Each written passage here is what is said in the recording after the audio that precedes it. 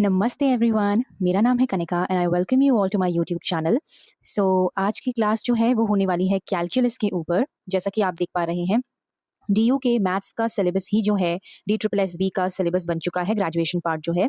सो आज हम स्टार्ट करेंगे कैलकुलस, जो कि डीयू के सिलेबस में से है। ठीक है, सो कैलकुलस में आज हम स्टार्ट करने वाले हैं यूनिट नंबर 1। जैसा कि आप देख पा रहे हो यहाँ पे यूनिट 1 है derivatives for graphic and applications. ठीक है, तो ये वाला जो है ना पहला portion, the first derivative test for relative extrema, ये सब स्टार्ट करने से पहले कुछ बेसिक चीजें हैं, फाउंडेशनल चीजें हैं जो हमें पता होनी चाहिए। तो सबसे पहली बात जो है, रिलेशन फंक्शन के बारे में आपको आना चाहिए। सेट रिलेशन एंड फंक्शन जो हम पढ़ते आ रहे हैं 11th 12th में, उसके बारे में आपको ऑलरेडी पता होना चाहिए। ये चीज मैं नहीं करवाऊंगी। ठीक है, मैं जहां से स्टार्ट करवाऊंगी वो है इंक्रीजिंग डिक्रीजिंग फंक्शंस।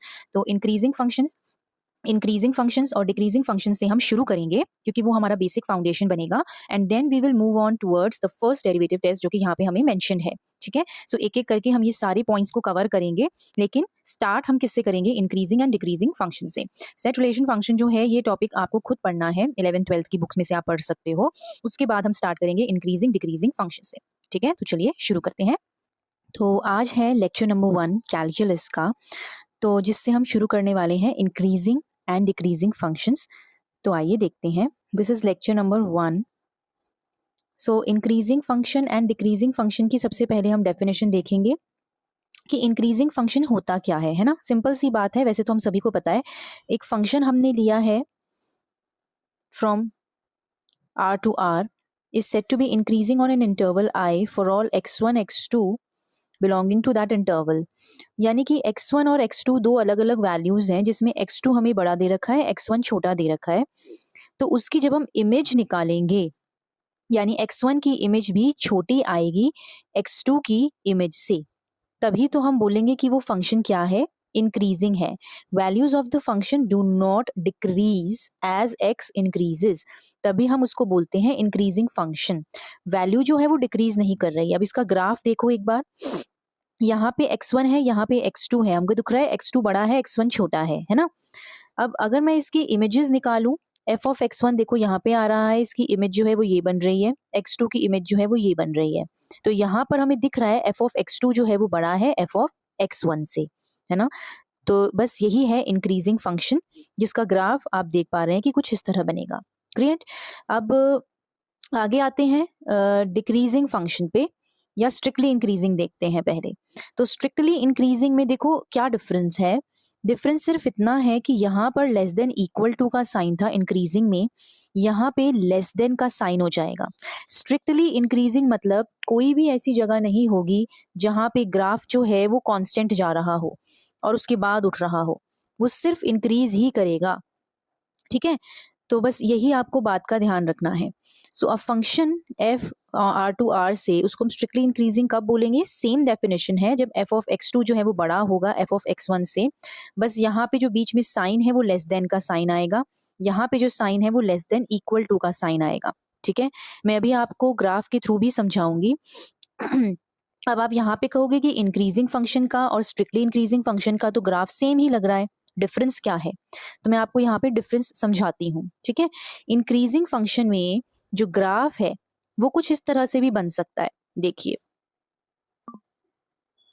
यहाँ पे समझाती हूँ।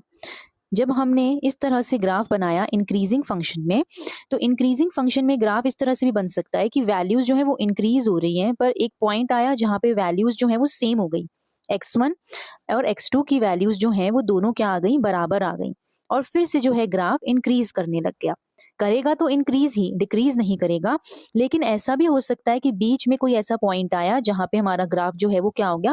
कांस्टेंट हो गया। तो इसीलिए हम इसको नॉन डिक्रीजिंग भी बोलते हैं। इंक्रीजिंग फंक्शन वाले ग्राफ को हम नॉन डिक्रीजिंग भी बोलते हैं, क्योंकि ये बीच में कहीं भी कांस्टेंट भी हो सकता है लेकिन डिक्रीज नहीं करेगा। क्लियर? लेकिन अगर यही बात मैं स्ट्रिक्टली इंक्रीजिंग के लिए करूं, तो स्ट्रिक्टली इंक्रीजिंग का जो ग्राफ है वो सीधा बढ़ता ही रहेगा, बढ़ता ही रहेगा। चाहे वो ऐसे बढ़े, जैसे मर्जी बढ़े, लेकिन वो बढ़ता ही रहेगा। कोई भी एक ऐसा पॉइंट नहीं आएगा जहां पे वो कांस्टेंट हो जाए। तो बस यही डिफरेंस है इंक्रीजिंग फंक्शन और स्ट्रिक्टली इंक्रीजिंग फंक्शन में। स्ट्रिक्टली मतलब कि वो बिल्कुल भी कहीं पे भी f ऑफ x1 और f ऑफ x2 की वैल्यूज जो है वो सेम नहीं आएंगी। इंक्रीजिंग में सेम आ सकती हैं, वो बीच में कांस्टेंट हो सकता है, लेकिन स्ट्रिक्टली इंक्रीजिंग में ऐसा नहीं होगा। सेम डिफरेंस जो है वो डिक्रीजिंग और स्ट्रिक्टली डिक्रीजिंग के बीच में है। तो आइए पहले डिक्रीजिंग देख लेते हैं। डिक्रीजिंग का मतलब क्या है कि values of the function do not increase as x increases. डिक्रीज हो रहा है वो, है ना। x2 वैल्यूज, x1 और x2 जो है, x2 की वैल्यू बढ़ती जा रही है, लेकिन फंक्शन जो है वो डिक्रीज हो रहा है, उनकी वैल्यूज जो है वो डिक्रीज हो रही है। देखो जैसे कि यहाँ पे समझो, ग्राफ के थ्रू समझो कि यहाँ पे x1 है, ये x2 है ना। अब देखो x2 जो है वो बढ़ता जा रहा है, x2 तो बड़ा है और x1 छोटा है, लेकिन f ऑफ x1 और f ऑफ x2 की वैल्यूज को देखो। इंक्रीजिंग में क्या था, x2 बड़ा होगा, x1 छोटा होगा, लेकिन यहाँ पर क्या है, इमेजेस उल्टा हो गया। f ऑफ x1 जो है वो बड़ा आता जा रहा है, f ऑफ x2 जो है वो छोटा होता जा रहा है। इसका मतलब वैल्यूज क्या हो रही हैं, डिक्रीज हो रही हैं। यही तो मैं दर्शाता है कि जो उनकी इमेजेस हैं वो क्या हो रही हैं, डिक्रीज हो रही हैं। ठीक है, तो ये वैल्यूज डिक्रीज हो रही है, तो इसीलिए this is a decreasing function. Again यहाँ पे जो साइन है वो ग्रेटर देन इक्वल टू का साइन है, इस बात का हमें ध्यान रखना है। और यही बात अगर मैं स्ट्रिक्टली डिक्रीजिंग के लिए कहूँ, तो स्ट्रिक्टली डिक्रीजिंग में जो साइन है वो ग्रेटर देन का आएगा। ये बात मैं आपको समझा चुकी हूँ कि अगर डिक्रीज हो रहा है कोई फंक्शन, तो हो सकता है कि वो बीच में कांस्टेंट हो जाए, उसके बाद फिर से डिक्रीज करना शुरू करें। तो इसीलिए ये डिक्रीजिंग फंक्शन के लिए होगा। स्ट्रिक्टली डिक्रीजिंग में ऐसा कोई भी पॉइंट नहीं होगा जहाँ पे वो कांस्टेंट आए, वो सिर्फ डिक्रीज ही करता जाएगा। तो इसीलिए स्ट्रिक्टली डिक्रीजिंग और डिक्रीजिंग में ये डिफरेंस है। ठीक है, तो इक्वल टू और ग्रेटर देन और इक्वल टू का वो है, फर्क है सिर्फ। ठीक है, तो अब हम कुछ एग्जाम्पल्स की ओर बढ़ते हैं, इंक्रीजिंग और decreasing, strictly increasing strictly decreasing functions के। तो ये है इंक्रीजिंग फंक्शंस के एग्जाम्पल्स। आप एक बार इन पे नज़र मार लीजिए, क्योंकि ये सभी एग्जाम्पल्स है। आगे जो लेक्चर अभी मैं करवाऊंगी आगे, उसमें मैं इनको बहुत अच्छे से इलेबोरेट तरीके से एक्सप्लेन करूंगी थ्रू ग्राफिकल रिप्रेजेंटेशन। ठीक है, so f of x is equals to x on real number. कोई भी रियल नंबर डालो आप, एक्स की वैल्यू जो है वो क्या करेगी, बढ़ेगी, 1 2 3, है ना। एक्स स्क्वायर इसी तरह से 0 टू इन्फिनिटी में अगर हम देखें तो वो क्या करेगा, बढ़ेगा। हमें पता है कि इस तरह से ग्राफ होता है ना, तो 0 टू इन्फिनिटी अगर हम जाएंगे तो देखो वो इंक्रीज कर रहा है। इसी तरह से रूट एक्स, ई की पावर एक्स, मॉड एक्स का ग्राफ भी हमको पता है इस तरह से होता है। तो 0 टू इन्फिनिटी की अगर हम बात करें, सिर्फ इस इंटरवल की बात करें, तो इस इंटरवल में जो हमारा मॉड एक्स है वो क्या करता है, इंक्रीज करता है। Values do not decrease as x increases. Okay, तो इसी तरह से अब स्ट्रिक्टली इंक्रीजिंग फंक्शंस को देखो। एफ ऑफ एक्स देखो, ये इंक्रीजिंग में भी आया और ये स्ट्रिक्टली इंक्रीजिंग में भी आया। क्यों, क्योंकि ऐसा कोई भी वैल्यू नहीं है जहाँ पे ये कांस्टेंट हो रहा हो। ठीक है, तो ये सिर्फ इंक्रीज ही करता रहेगा, तो it's strictly increasing. X cube का ग्राफ भी हमें पता है इस तरह से चलता है कि ऊपर की तरफ बढ़ता ही रहता है। ठीक है, ई की power x l n x 0 to infinity में 3x प्लस 5, ये क्या है, हमारे पास एक लीनियर इक्वेशन है। तो ये क्या होगा, एक तरीके से हमें पता है स्ट्रेट लाइन ग्राफ बनता है ना, तो स्ट्रेट लाइन कहीं पे कांस्टेंट तो होगा नहीं, वैल्यूज तो हर जगह पे डिफरेंट ही आएंगी, एफ ऑफ एक्स वन और एफ ऑफ एक्स टू की। तो इसीलिए इट इज स्ट्रिक्टली इंक्रीजिंग। इसी तरह से अगर हम डिक्रीजिंग फंक्शन देखें, तो माइनस एक्स हमें पता है वो डिक्रीज ही करेगा, -1 -2 -3 इस तरह से ग्राफ प्लॉट होगा। 1/x माइनस एक्स स्क्वायर, इनको आप खुद एक बार प्लॉट करके देखो। ये जो इंटरवल हमें दे रखे हैं इनको ध्यान में रखना है। Increasing decreasing function is all about intervals, कि कौन से इंटरवल की बात हो रही है। ठीक है, -√x 1/1 प्लस एक्स, तो यहाँ पर जो वैल्यूज है वो इंक्रीज नहीं कर रही, क्या करेंगी, decrease. That is why it's a decreasing function. Strictly decreasing function, -x देखो इसमें आ गया, -x³ आ गया, 1/x ई की पावर -x ln x, तो ये सब क्या है। अब देखो ln x स्ट्रिक्टली डिक्रीजिंग जो है वो 0 to 1 में है। यहाँ पे ln x जो दे रखा था हमें पीछे, वो कौन सा इंटरवल दे रखा था, 0 टू इन्फिनिटी में इंक्रीजिंग दे रखा था, पर यहाँ पे वो 0 to 1 में क्या है, स्ट्रिक्टली डिक्रीजिंग है। तो इन बातों का हमें ध्यान रखना है, कैसे है क्या है, ये मैं अभी आगे इसी लेक्चर में आगे ग्राफिकल रिप्रेजेंटेशन के थ्रू और अच्छे से आप सभी को एक्सप्लेन करूंगी। ठीक है, सो क्या है point, for all 4 types the interval I must be specified. यही मैं बात बोलना चाह रही हूँ कि फंक्शन का बिहेवियर देखने के लिए पता होना चाहिए कि इंटरवल कौन सा है, क्योंकि इंटरवल से ही समझ में आएगा कि हमारा जो फंक्शन है वो इंक्रीजिंग है, डिक्रीजिंग है, स्ट्रिक्टली इंक्रीजिंग है या स्ट्रिक्टली डिक्रीजिंग है। ओके, सो आई होप यहाँ तक आपको क्लियर है। सो नेक्स्ट कॉन्सेप्ट जो हम पढ़ेंगे वो पढ़ेंगे relation with derivatives. Now this is now this is the most important part you can say, कि इसमें हम क्या करने वाले हैं, इसमें हम ये देखने वाले हैं कि कैसे इंक्रीजिंग डिक्रीजिंग फंक्शन जो है वो रिलेटेड होता है डेरिवेटिव से, ठीक है। So that is what we are going to see over here. तो देखो दिया क्या है, यहाँ पे ये मेंशन है कि f is differentiable on an interval.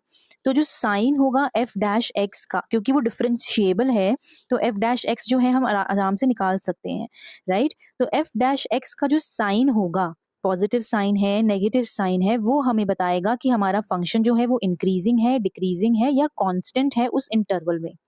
Clear. तो यहाँ पर डेरिवेटिव से देखो कितना अच्छा रिलेशनशिप आ गया, कि अगर हमको कोई फंक्शन दे रखा है तो उसका डेरिवेटिव निकाल लो। डेरिवेटिव निकालने के बाद देखो उसका साइन क्या है, उससे पता चल जाएगा कि इंक्रीजिंग है डिक्रीजिंग है या कांस्टेंट है। तो देखो देखते हैं condition on F dash x. अब क्या कंडीशन है, अगर हम एफ डैश एक्स निकालते हैं, it is coming out to be greater than 0 for all x, तो हम बोलेंगे कि हमारा जो फंक्शन है वो स्ट्रिक्टली इंक्रीजिंग है on that interval I. Clear. क्यों, यहाँ पे ग्रेटर देन का साइन है तो स्ट्रिक्टली इंक्रीजिंग। जैसे ही sign greater than equals to का आ जाएगा तो हम बोलेंगे function is increasing, not necessarily strictly. इस बात का ध्यान रखना है, ठीक है। पीछे भी मैंने आपको यही बताया कि फंक्शन में इक्वल टू का साइन अगर आ जाता है तो इंक्रीजिंग, ग्रेटर देन का साइन आता है तो स्ट्रिक्टली इंक्रीजिंग। अब इसका ज्योमेट्रिकल इंटरप्रिटेशन क्या है, that slope of the tangent is positive at every point of the interval. ये वो बोलना चाह रहा है, किसके लिए, स्ट्रिक्टली इंक्रीजिंग के लिए स्लोप ऑफ द टेंजेंट क्या होगा, पॉजिटिव होगा। जब हम इस पे स्लोप निकालेंगे इसके टेंजेंट पे, तो वो पॉजिटिव आएगा for every point in that interval, ठीक है। ये है स्ट्रिक्टली इंक्रीजिंग के लिए।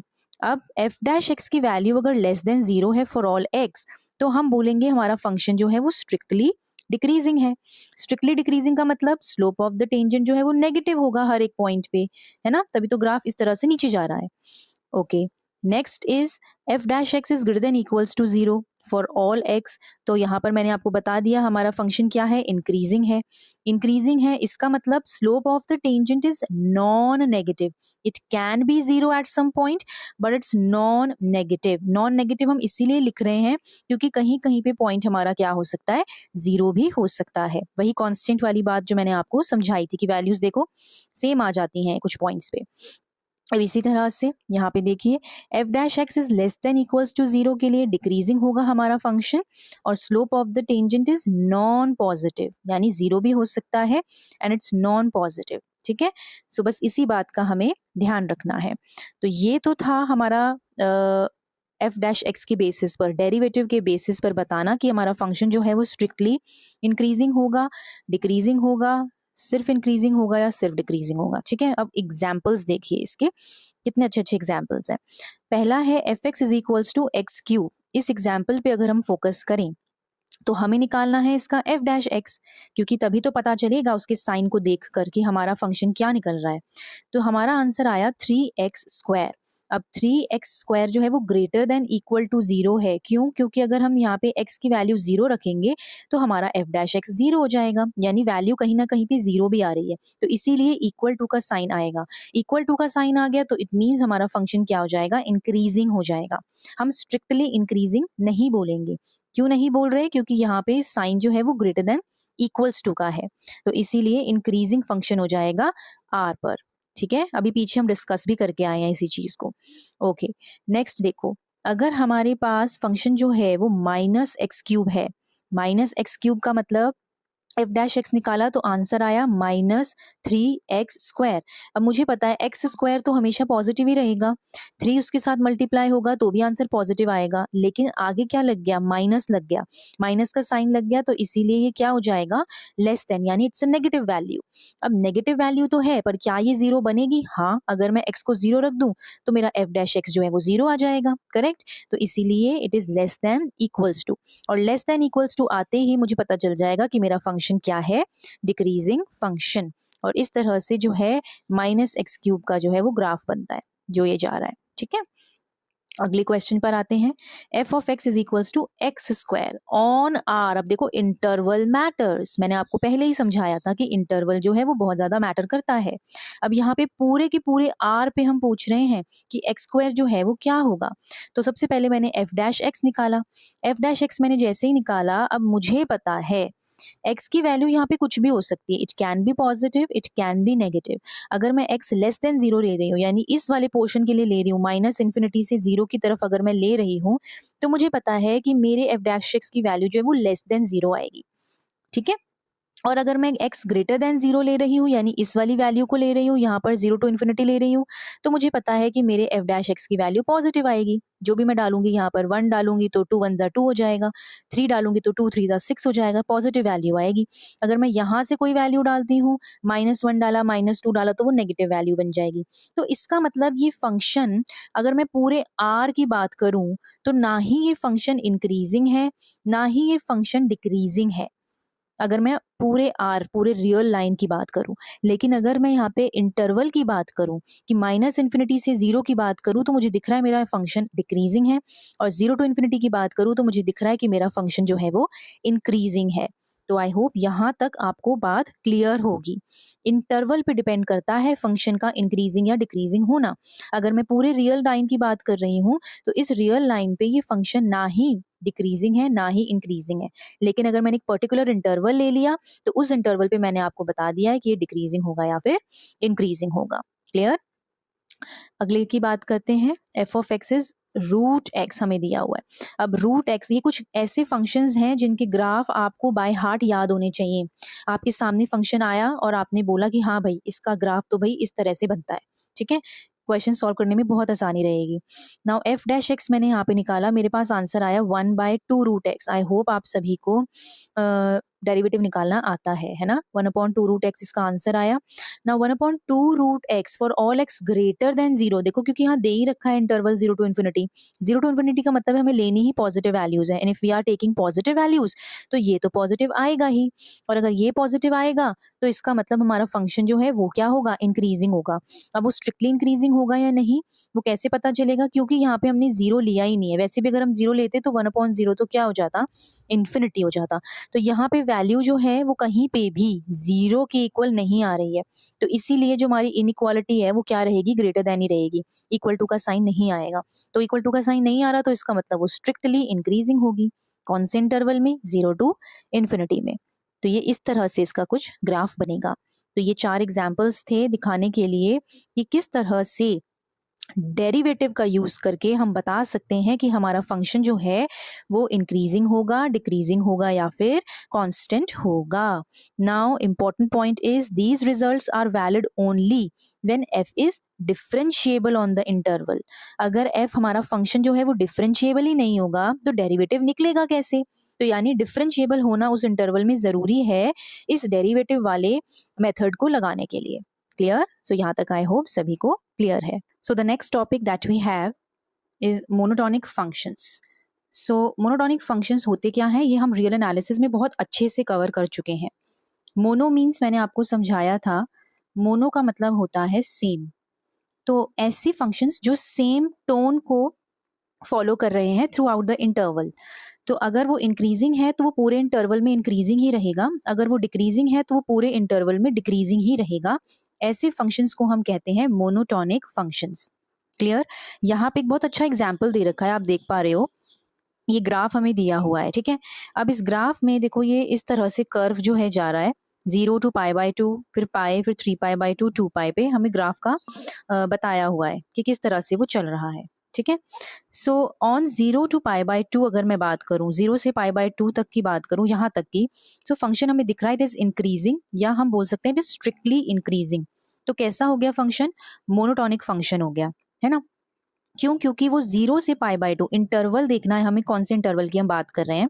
जीरो से पाई बाय टू में वो फंक्शन इंक्रीज ही कर रहा है, एक ही टोन को फॉलो कर रहा है, तो इसीलिए it's a monotonic function. On pi by two to pi, अब पाई बाय टू से पाई पे अगर मैं चेक करूं, यानी इस वाले को चेक करूं, तो यहाँ पे मुझे दिख रहा है कि फंक्शन जो है वो डिक्रीज कर रहा है और कुछ नहीं कर रहा, एक ही टोन को फॉलो कर रहा है, तो इट्स अ मोनोटोनिक फंक्शन।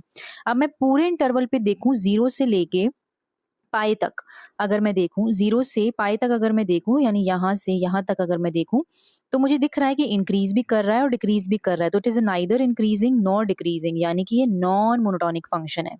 सो बस यही एक सिंपल सी चीज है मोनोटोनिक फंक्शंस के बारे में। क्यों मैं समझा रही हूँ? क्योंकि हमने आगे मोनोटोनिक फंक्शन थ्योरम पढ़नी है। ठीक है, सो आई होप ये क्लियर है। ये 2 नोट हैं जो आपको अच्छे से पता होने चाहिए कि अगर स्ट्रिक्टली इंक्रीजिंग फंक्शन है तो उसको हम इंक्रीजिंग फंक्शन बोल सकते हैं, लेकिन वाइस वर्सा नहीं। क्यों? क्योंकि इंक्रीजिंग में हमारा जो ग्राफ है वो कांस्टेंट भी हो सकता है। ठीक है, और अगर वो कांस्टेंट हो गया तो स्ट्रिक्टली इंक्रीजिंग तो वो रह ही नहीं सकता, इसीलिए वाइस वर्सा नहीं हो सकता। सेम स्ट्रिक्टली डिक्रीजिंग फंक्शन की अगर मैं बात करूं तो वो डिक्रीजिंग हो सकता है, लेकिन वाइस वर्सा नहीं। यानी अगर डिक्रीजिंग फंक्शन हमें दिया है तो उसको मैं स्ट्रिक्टली डिक्रीजिंग नहीं बोल सकती, क्योंकि डिक्रीजिंग में फंक्शन कांस्टेंट भी हो सकता है और फिर डिक्रीज करे, ऐसा हो सकता है। लेकिन स्ट्रिक्टली डिक्रीजिंग में फंक्शन सिर्फ डिक्रीज ही करेगा। Clear? So this is the last topic of this lecture number 1, जो कि हमने अभी स्टार्ट किया इंक्रीजिंग डिक्रीजिंग का। ठीक है, सो ये है मोनोटोनिक फंक्शन थ्योरम।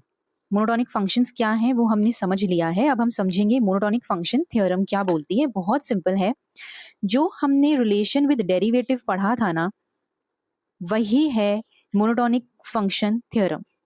हमने पढ़ा था कि अगर एफ डैश एक्स जो है वो ग्रेटर देन 0 है तो हमारा फंक्शन इंक्रीजिंग कहलाएगा उस इंटरवल पे, और अगर एफ डैश एक्स यानी डेरिवेटिव जो है फंक्शन का वो लेस देन 0 है तो हमारा फंक्शन डिक्रीजिंग कहलाएगा उस इंटरवल पे। तो इन शॉर्ट, अगर हमारा फंक्शन एफ डैश एक्स जो है वो ग्रेटर देन इक्वल्स टू 0 है तो फंक्शन को हम नॉन डिक्रीजिंग भी बोल सकते हैं। इसका मतलब इंक्रीजिंग फंक्शन से ही है, उसका बस दूसरा नाम दे दिया नॉन डिक्रीजिंग। आप इसको इंक्रीजिंग फंक्शन भी बोल सकते हो। एफ डैश एक्स अगर लेस देन इक्वल्स टू 0 है तो नॉन इंक्रीजिंग, यानी कि डिक्रीजिंग फंक्शन। हम किसकी बात कर रहे हैं? डिक्रीजिंग फंक्शन की बात कर रहे हैं। So the sign of the derivative tells us the monotonic behavior of the function. जो भी डेरिवेटिव का साइन होगा वो पॉजिटिव है या नेगेटिव है, वही बताएगा कि हमारा फंक्शन का मोनोटोनिक बिहेवियर कैसा है। मोनोटोनिक बिहेवियर का मतलब कि वो इंक्रीज कर रहा है या डिक्रीज कर रहा है, दैट्स इट। ठीक है, ऊपर ये जो दे रखी है डेफिनेशन, ये हम कर चुके हैं कि इंक्रीजिंग फंक्शन क्या होता है, डिक्रीजिंग फंक्शन क्या होता है, ये डेफिनेशन हम ऑलरेडी पढ़ चुके हैं। मोनोटोनिक फंक्शन थ्योरम से बस आप ये याद रखो कि वो फंक्शन का मोनोटोनिक बिहेवियर बताता है। मोनोटोनिक बिहेवियर का मतलब कि वो इंक्रीजिंग है या डिक्रीजिंग है, ये बताता है। सिंपल सी बात। क्लियर? सो बस यही था मोनोटोनिक फंक्शन थ्योरम। ओके, अगर आता है तो आपको पता होना चाहिए कि डेरिवेटिव से इसका रिलेशन है कि अगर इस तरह से पॉजिटिव या नेगेटिव हो डेरिवेटिव तो इंक्रीजिंग या डिक्रीजिंग होगा हमारा फंक्शन, यानी कि वो उसका मोनोटोनिक बिहेवियर होगा। ठीक है, अब हम जो करेंगे वो करेंगे क्विक समरी, जो अभी तक हमने जितना भी पढ़ा है उसका। ठीक है, तो चलिए, increasing decreasing function, relation with derivative and monotonic function theorem, इसकी एक फटाफट से क्विक समरी देख लेते हैं। तो सबसे पहले था इंक्रीजिंग डिक्रीजिंग फंक्शन। हमें पता है जब हमारे पास x1 छोटा है x2 से तो f ऑफ x1 भी छोटा होगा f ऑफ x2 से। इंक्रीजिंग और स्ट्रिक्टली इंक्रीजिंग में यही डिफरेंस था, इस चीज का और इस चीज का। ठीक है, लेस देन इक्वल्स टू और लेस देन का। Decreasing function, f of x1 की इमेज बड़ी होगी f ऑफ x2 से, यानी greater than equals to decreasing के लिए, स्ट्रिक्टली डिक्रीजिंग के लिए ग्रेटर देन। ठीक है, ये इसके ग्राफिकल रिप्रेजेंटेशन था। इंक्रीजिंग के लिए, स्ट्रिक्टली इंक्रीजिंग के लिए, डिक्रीजिंग एंड स्ट्रिक्टली डिक्रीजिंग के लिए। ये कुछ एग्जांपल्स थे जो हम ऑलरेडी कवर कर चुके हैं इस लेक्चर में, तो आप देख सकते हो कि कौन से स्ट्रिक्टली इंक्रीजिंग है, कौन से डिक्रीजिंग है। कांस्टेंट फंक्शन जो है वो बोथ इंक्रीजिंग एंड डिक्रीजिंग होता है, लेकिन स्ट्रिक्टली नहीं, सिर्फ increasing and decreasing. Strictly increasing, strictly decreasing हम उसको नहीं बोलेंगे। क्लियर? तो अब आते हैं नेक्स्ट अपने कुछ इंपॉर्टेंट पॉइंट्स की तरफ। देखिए, बहुत इंपॉर्टेंट पॉइंट्स है जो मैं डिस्कस कर चुकी हूँ। एफ अगर स्ट्रिक्टली इंक्रीजिंग है इंटरवल पे तो एफ जो है वो इंक्रीजिंग होगा आई पे, इस बात का ध्यान रखना है। दूसरा, अगर एफ स्ट्रिक्टली डिक्रीजिंग है आई पे तो फंक्शन जो है वो डिक्रीजिंग होगा आई पे, यानी स्ट्रिक्टली इंक्रीजिंग है तो इंक्रीजिंग भी माना जाएगा, मैंने आपको बताया था ना ये। और अगर स्ट्रिक्टली डिक्रीजिंग है तो डिक्रीजिंग भी माना जाएगा, लेकिन वाइस वर्सा ट्रू नहीं होता।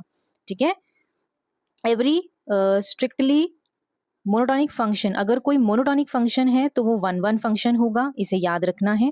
कांस्टेंट फंक्शन जो है वो स्ट्रिक्टली इंक्रीजिंग और स्ट्रिक्टली डिक्रीजिंग नहीं होता, इस बात का ध्यान रखना है। ठीक है, ये कुछ एग्जाम्पल्स हैं जो आपको मैं होमवर्क में दे रही हूँ, आप सॉल्व करेंगे और कमेंट्स में आप इनके आंसर्स जो हैं वो लिख सकते हैं। नेक्स्ट, रिलेशन विद डेरिवेटिव हम कर चुके हैं। अगर फंक्शन डिफरेंशिएबल है तो उसका डेरिवेटिव एग्जिस्ट करेगा और डेरिवेटिव का साइन बताएगा कि हमारा फंक्शन जो है वो क्या है, स्ट्रिक्टली इंक्रीजिंग है, स्ट्रिक्टली डिक्रीजिंग है, इंक्रीजिंग है या फिर डिक्रीजिंग है। So derivative test will help us to find the increasing decreasing nature functions easily. ठीक है, और यही चीज मैंने आपको समझाई थी कि मोनोटोनिक फंक्शन थ्योरम के अंदर आती है। यही चीज है कि हमें एफ डैश एक्स निकालना है और उसका साइन हमें बताएगा मोनोटोनिक बिहेवियर के बारे में।